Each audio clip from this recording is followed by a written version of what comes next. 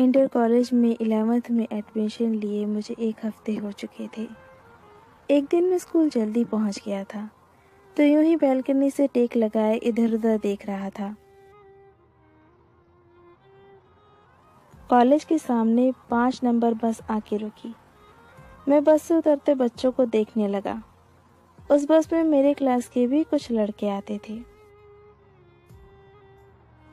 बच्चे उतर चुके थे। मैं बस के गेट पे ही टकटकी लगाए था। फिर जो हुआ उसे बयां नहीं किया जा सकता। एक खूबसूरत लड़की, पता नहीं कौन, स्कूल ड्रेस यानी कि नीले सूट पहने उतरी। मैं थोड़ा सावधान हुआ। उसे देखने के लिए बालकनी के कोने पर गया। गेट से बस काफी दूर रुकती थी। वो गेट की तरफ आ रही थी।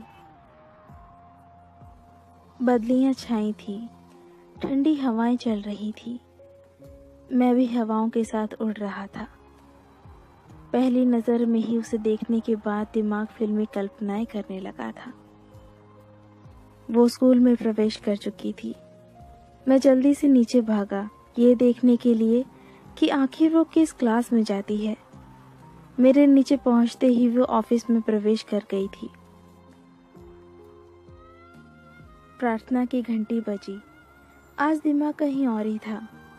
दोस्तों ने कहा था, जो लड़की दूर से अच्छी दिखती है वो होती नहीं। प्रार्थना खत्म होने के बाद हम क्लास में गए। क्योंकि क्लास में 3 पंक्तियों में बेंच लगे थे, फिर भी मैं लास्ट बेंच स्टूडेंट था। क्लास में लड़कियों की लाइन आना शुरू हुई और फिर तो जैसे मैं पागल सा हो गया। आंखें फैल गईं जब मैंने उसे उस लाइन में देखा। लंबे खुले बाल, चपल आंखें, गेहुआ रंग। वाकई वो बहुत खूबसूरत लग रही थी। वो बैठी। जिस हिसाब से हम दोनों बैठे थे, हम ही में सबसे ज्यादा दूरी थी। वो पहली लाइन की पहली बेंच पे और मैं तीसरी की आखिरी बेंच पे। फिर क्या, मैं उठा और उसे नजदीक से देखने के लिए बोतल लिए आगे गया। वो सर झुकाए बैग में हाथ डाल के कुछ निकाल रही थी। वो वाकई बहुत खूबसूरत थी, बहुत खूबसूरत। क्लास टीचर आ चुके थे। उसका नाम पता चलने वाला था। फिर भी मैं नाम गैस किए जा रहा था। पूजा? नहीं, रानी। क्या हो सकता है धन्नो? नहीं, इतना फर्जी नाम। नहीं। इन्हीं कल्पनाओं में खोया था। तब तक अटेंडेंस चालू हो गया। सुमन, प्रेजेंट सर। ओह, सुमन। हाँ, यही नाम था उसका। कितनी मीठी आवाज थी उसकी। दिमाग में बोले जा रहा था, तुम मेरी हो सुमन। धीरे धीरे दिन बीतते गए। क्लासरूम में उसकी हर एक हरकत पे मेरी नजर होती थी और हर एक लड़के पर भी, कि कौन उसे देख रहा है। अब तक उसका नेचर जान चुका था। बिल्कुल शालीन, रंगीन दुनिया से बिल्कुल हटके, सकारात्मक विचारों वाली। ना मोबाइल का शौक, ना इंटरनेट का। 11th की वार्षिक परीक्षा खत्म हुई। 4 सेक्शन के 800 बच्चों में से टॉप 20 में से मेरे सेक्शन के मुझे लेकर कुल 2 लड़के थे, जिसमें मेरा 13वां और दूसरे का 8वां स्थान था। टीचर ने हम दोनों के लिए ताली बजवाई। मेरी नजरें बस उसी को निहार रही थी। सब लोग मेरी तरफ देखकर ताली बजा रहे थे। इसी बीच सुमन से मेरी नजरें लड़ जाती और मेरा दिल जोर से धड़क जाता था। अब शायद वो भी मुझे कुछ कुछ नोटिस करने लगी थी। मैं उसे प्रपोज करना चाहता था। मेरे दोस्त के मुताबिक उसे लिखना बहुत पसंद था और स्कूल की वार्षिक पत्रिका में वो अपनी कविता देने वाली थी। तो बस मैंने भी अपनी एक क्वालिटी वाली कविता अच्छी खासी फोटो सहित पत्रिका के लिए दे दी। महीने भर बाद पत्रिका सबके हाथों में थी। पत्रिका के मेरे हाथों में आते ही जल्दी जल्दी उसकी कविता का पन्ना खोजा। ऊपर उसकी हल्की धुंधली सी तस्वीर थी और नीचे उसकी क्लास का नाम लिखा था। उसकी कविता देखी। बारिश पे लिखी गई एक कविता थी। थोड़ी बच्चों वाली थी, पर मैं बार बार उसकी कविता को पढ़ता, हर बार। क्लास में अच्छे लेखों और कविताओं की तारीफ हो रही थी, मेरी भी। सुमन वही किताब खोले बैठी थी। मैं उसके तरफ देख रहा था, तभी उसने मेरी तरफ देखा। मुझे समझते देर न लगी कि वो अभी मेरी ही कविता पढ़ रही है। वो मुस्कुराई, मैं भी मुस्कुराया। उसने कहा, अच्छा लिखते हो पंकज, बहुत अच्छा। मैंने उसे थैंक्स बोला। मेरे दिल के तार बजने लगे। मैंने कहा, तुम्हारी कविता भी लाजवाब थी। उसने मुझे धन्यवाद देते हुए कहा, तुम्हारी ज़्यादा अच्छी थी। मैंने कहा, अच्छा सही में? मुझे तो नहीं लगता। उसने भी मेरी बात दोहरा दी। अच्छा, मुझे भी नहीं लगता। हम दोनों थोड़ी देर तक चुप रहे। फिर एक साथ खिलखिला के हंसने लगे। मेरी हंसी तो वैसे ही सियार जैसी थी, लेकिन उसकी हंसी, वो तो इतनी सुरीली और दिल में घंटी बजाने वाली थी कि बिन बादल बरसात और बिन घटा मोर नाचने लगे। यूं ही हम लगभग 10 मिनट तक बात करते रहे। जब स्कूल की छुट्टी हुई तो बस के पास साइकिल निकाल कर खड़ा था उसे देखने के लिए। वो आई, बस में बैठी और चली गई। आज मेरा दिल उछल उछल के धड़क रहा था। तेज धूप भी बर्फीली ठंड का एहसास दिला रही थी। बोर्ड एग्जाम को 1 महीना बाकी रह गए थे। स्कूल बंद होने वाला था। शायद अब हमारी आखिरी मुलाकात 2 महीने बाद होने वाली थी। घर जाते वक्त हम दोनों मिले। मैंने आने वाले एग्जाम के लिए उसे बेस्ट ऑफ लक कहा।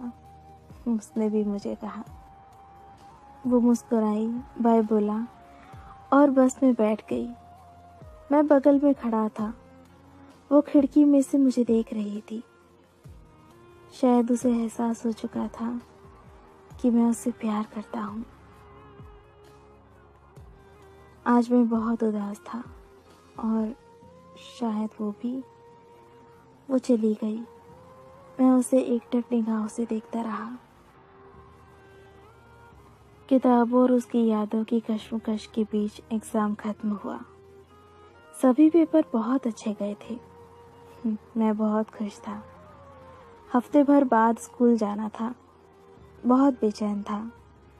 नींद गायब थी। भूख भी कम लगती थी।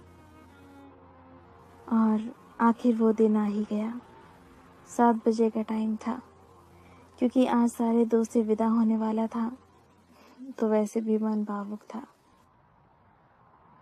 बहुत दोस्तों से मुलाकात हुई।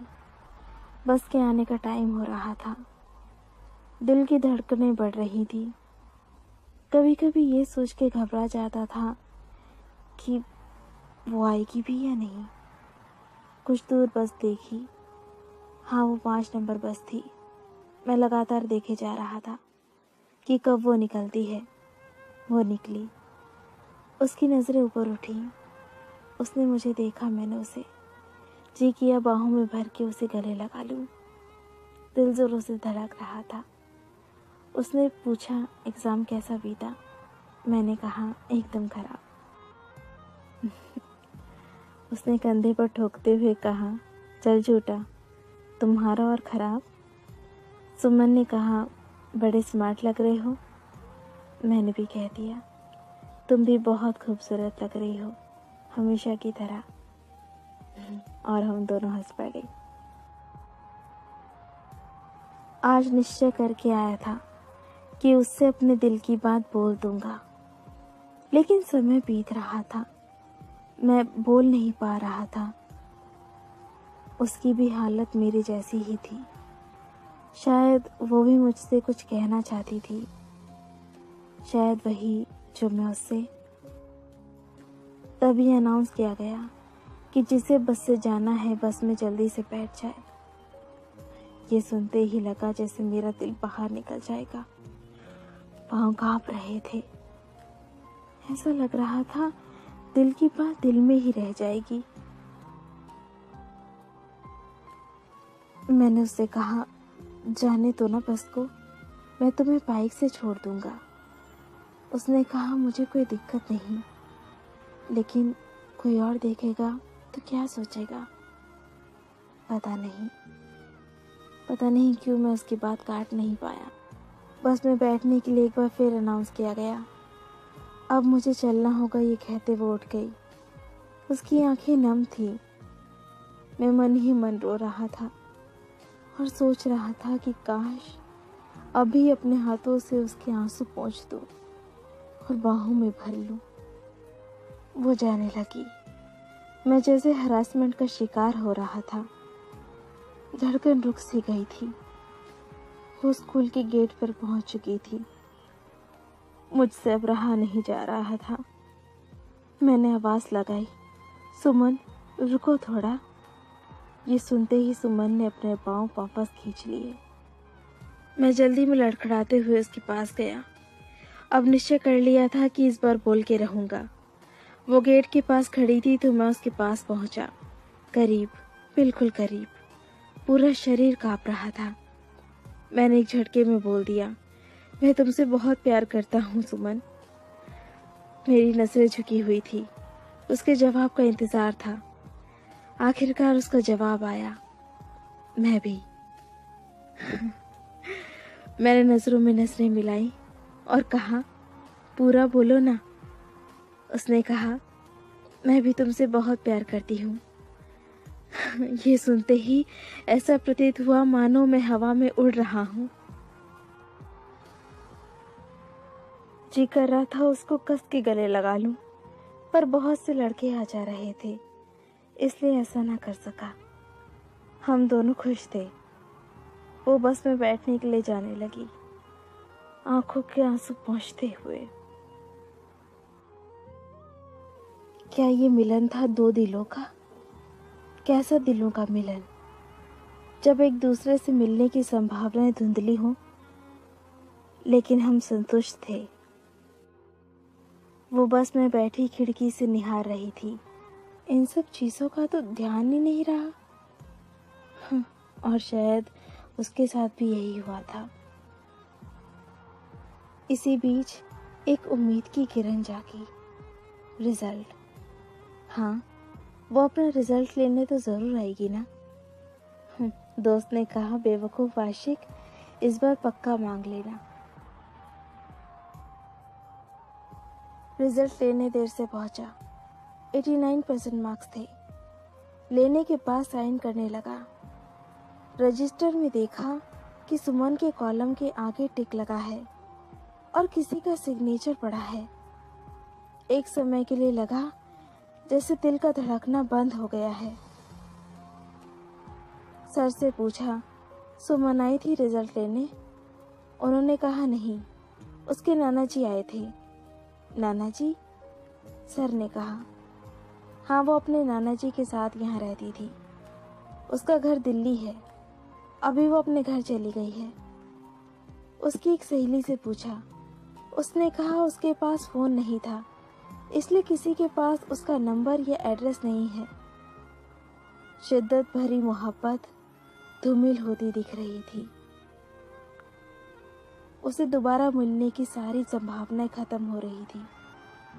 बेचैनी ने घेर लिया था। ऐसा लग रहा था मुझे ऑक्सीजन की कमी हो रही थी। सही से सांस नहीं ले पा रहा।